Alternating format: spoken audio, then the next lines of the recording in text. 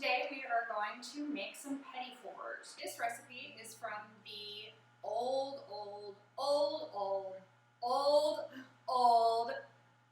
ancient Fannie Farmer cookbook that belongs to my mother-in-law. And this is a very base recipe. There's no extra flavor added.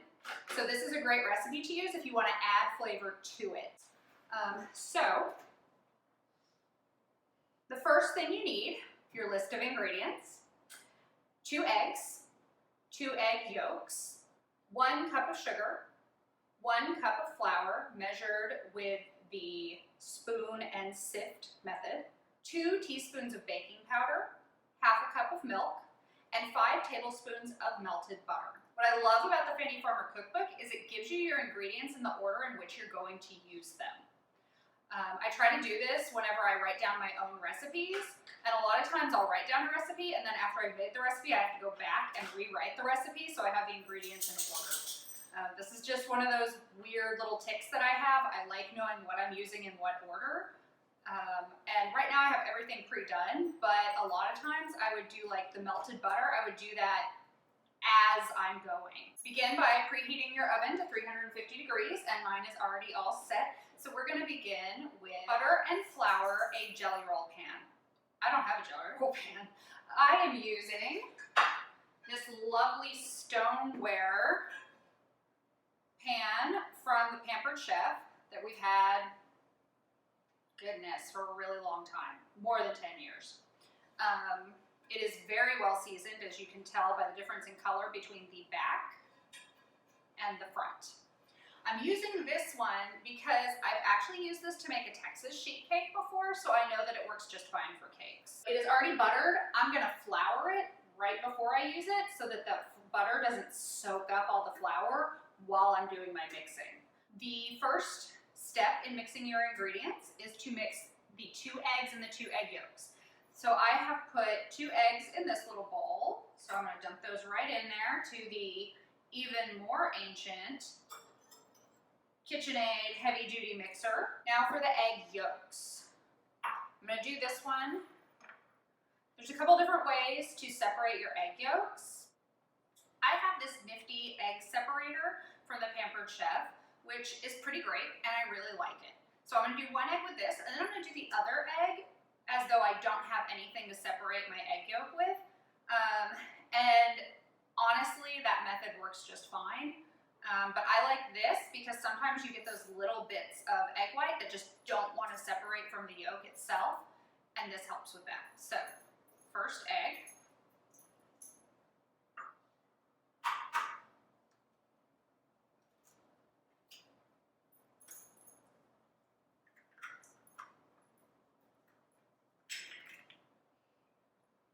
And it's a spiral so that you can spiral it around. And now I have it nice and separated, and the egg yolk is in my little egg yolk separator dealie. My egg white is in my little bowl, and I'm going to transfer this yolk right over here. The other method is simply crack your egg and very carefully leave that egg yolk in the one side. Then transfer it back and forth between sides to separate the white.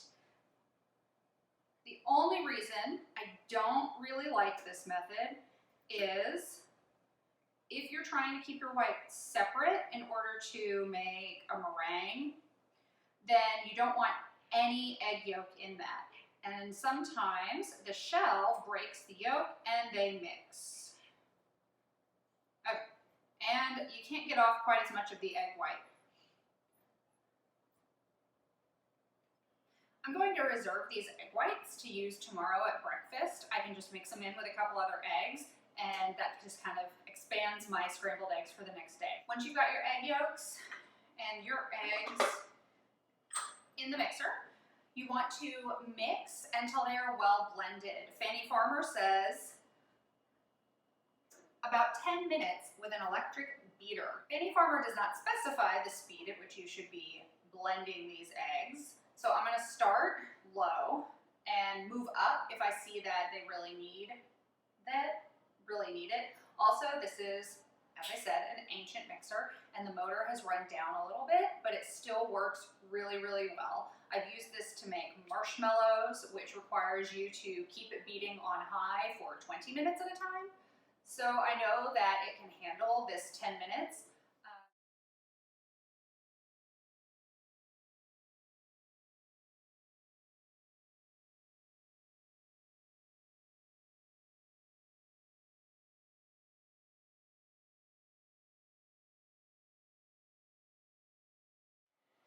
Okay, so failed to mention adding the sugar before doing the mixing,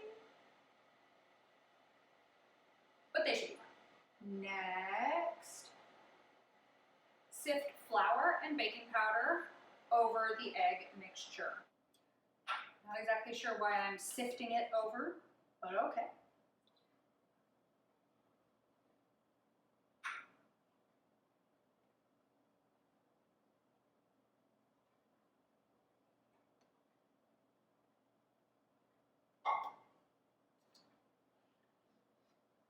Sift, sift, sift. Okay, next I'm going to grab a spatula, add the milk,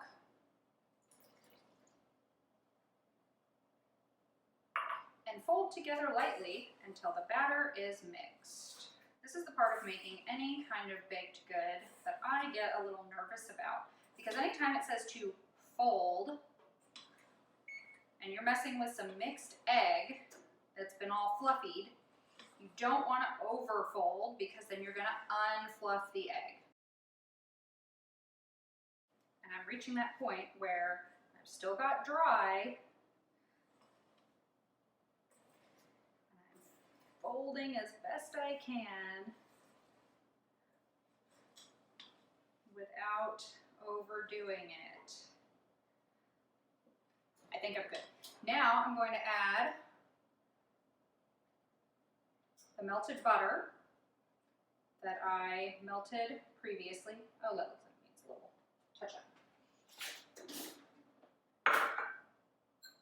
Okay. Melted butter.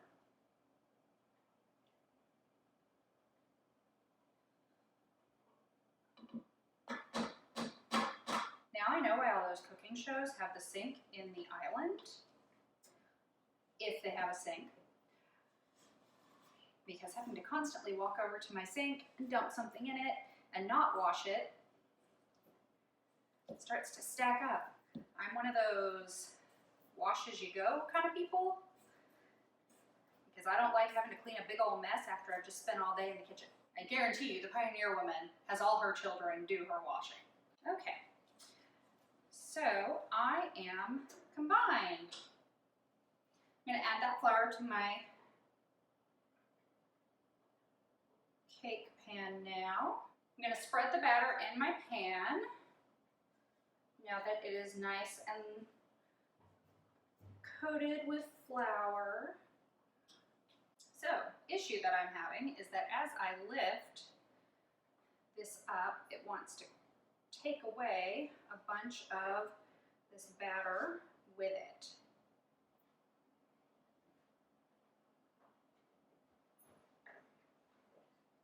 Which means getting this spread into the edges and corners is a bit of a pain. So let's just make sure I've got as much of the batter off the spatula and into the pan as possible. And yes, I know this isn't super sanitary. I'm using my fingers.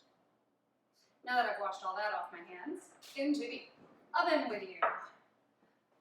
Fannie Farmer says 12 to 15 minutes. Because I'm using this stone, I'm going to add a few minutes to that and test it with a toothpick. If you're using a regular cake pan, like a metal cake pan, it probably won't take as long. So we'll check on these in about 13 to 15 minutes and we'll see how they look. So this is the cake after it came out of the oven. I wasn't able to record myself taking it out of the pan because that required all my hands and some maneuvering, and there was no way I was going to get a camera angle for that. but as you can see, it's not very even. And I think that is because it was such a thick batter going into the pan, and I could not get it completely even. It was sticking to the spatula. So, looks a little bit like the hill country, but what we did was, I say we because my mother-in-law was helping me with this part. We sliced the cake into strips about an inch wide, and then put icing on one of those strips and stacked another on top, so it made kind of a sandwich, a double decker. And then we wrapped those in some I think it was parchment paper, and stuck them in the fridge for a couple of hours. A little while later, my mother-in-law, Lynn, went and made a chocolate glaze for the cakes, and she also made just a plain glaze and dyed it green. The chocolate glaze came out absolutely delicious. The green was really good, but it was just pure sugar, and it actually turned the cake green after it had been soaked in it overnight.